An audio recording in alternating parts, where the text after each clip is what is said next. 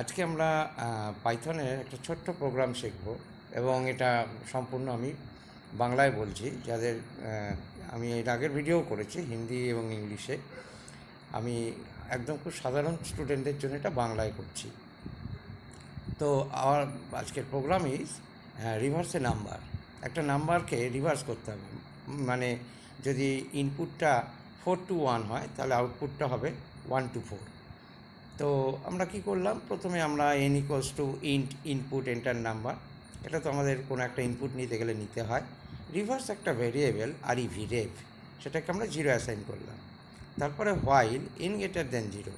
ফার্স্টে আমাদের কী করতে হবে না, ডিজিটটাকে এখানে আমরা কি বললাম না, ডিআইজি। তাহলে digit is equal two n mod 10। আমরা যখন 10 দিয়ে মড করি তখন আমরা কি পাই, তখন আমরা তার রিমাইন্ডারটা পাই। তো রিমাইন্ডার পাওয়া মানে আমরা তার ডিজিটটা পাবো। এইবারে আমরা যেই ডিজিটের মধ্যে মানে ডিআইজির মধ্যে যেই আমরা রিমাইন্ডারটা পেয়ে গেলাম, এরপরে রেভ ভেরিয়েবলটাকে আমরা কী করলাম, রেভ ইন্টু 10 প্লাস ডিজিট। তার মানে প্রথমে রেভ কত ছিল, 0, 0 গুণ 10, 0 যোগ ডিজিট। মানে যদি আমরা মনে করি যে 124 একটা নাম্বার, তাহলে আমার 4 এলো রিমাইন্ডার। তাহলে এখন রিভার্সে কত গেল না, শুধু 4ই গেল, তার কারণ ডিজিট আছে শুধু।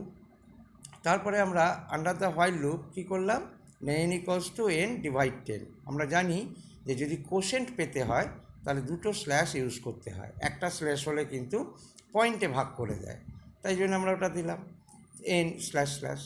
এবারে হোয়াইল লুপটা আবার ব্যাক করলো, কতক্ষণ চলবে না, n যতক্ষণ 0 না হচ্ছে। তাহলে এখন আমরা কোশেন্ট কত পেলাম, 124কে 10 দিয়ে যদি ভাগ করি 12 পাবো। তাহলে ডিজিটে এখন কত এলো, 12 mod 10, মানে রিমাইন্ডার কত 2 এলো। এইবারে দেখার ব্যাপার যে রিভার্সে কত এলো না, রিভার্সে তো আগে ছিল শুধুমাত্র 4, তাহলে এখন 4 ইন্টু 10 মানে 40, তার সঙ্গে ডিজিটটা হলো 2, তার মানে 42। এবার এনটা আবার কত হলো না, 12কে 10 দিয়ে ভাগ, তাহলে কোশেন্ট এলো 1 কি গ্রেটার দেন 0, হ্যাঁ 1 mod 10 মানে এলো 1। তাহলে আগে কত ছিল, আগে ছিল 42 রিভার্সের মধ্যে, এখন কত এলো 42 ইন্টু 10 যোগ ডিজিট মানে 420 যোগ 1 কত হলো 421। এই মুহূর্তে এনকে যদি কেউ 10 দিয়ে ভাগ করে, এন এখন 1, তাহলে ওটা হয়ে যাবে 10 0 0, তার মানে কোসেন্ট 0, তাহলে লুপটা ফেল করবে।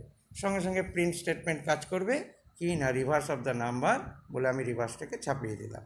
তাহলে সেখানে আমার এলো, আমি এখানে রানটা দেখাচ্ছি যে কেস 1 124 যদি আমি দিই 421 পাবো। আবার একবার এক্সিকিউট করে দেখছি, যদি আমরা 4538 দিই তাহলে আমরা 8345 পাবো। এই হলো ব্যাপার।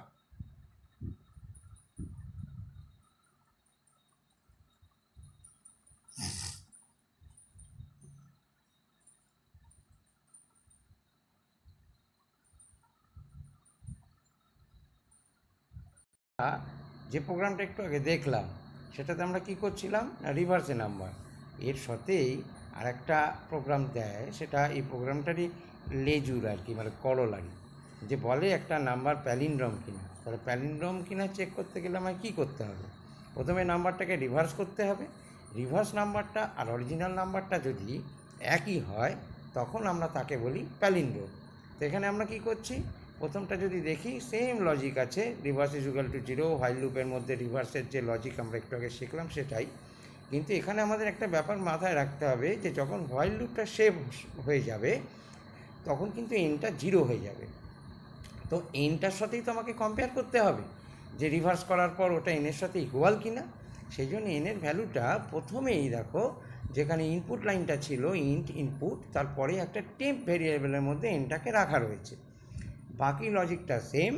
হোয়াইল লুপটা যেই শেষ হলো তখন আমরা ইফ স্টেটমেন্টের মধ্যে লিখলাম টেমটা কি রিভার্সের ইকুয়াল, যদি ইকুয়াল হয় তাহলে নাম্বার ইজ এ প্যালিন্ড্রোম, আর else the number is not a palindrome.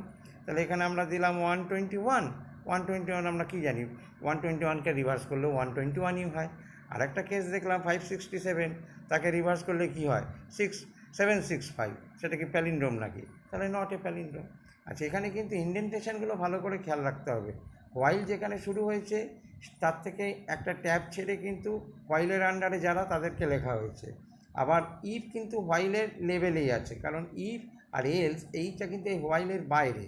এইটা আমরা যদি কোনোভাবে আবার হোয়াইলের মধ্যে লিখে ফেলি তাহলে কিন্তু প্রতি স্টেপেই ও প্যালিন্ড্রোম নন প্যালিন্ড্রোম এইসব বলতে থাকবে। এটা কিন্তু ভালো করে খেয়াল রাখবে। আজকে আমরা একই সঙ্গে একটুখানি অদল বদল করে আমরা দুটো প্রোগ্রাম কিন্তু শিখে ফেললাম।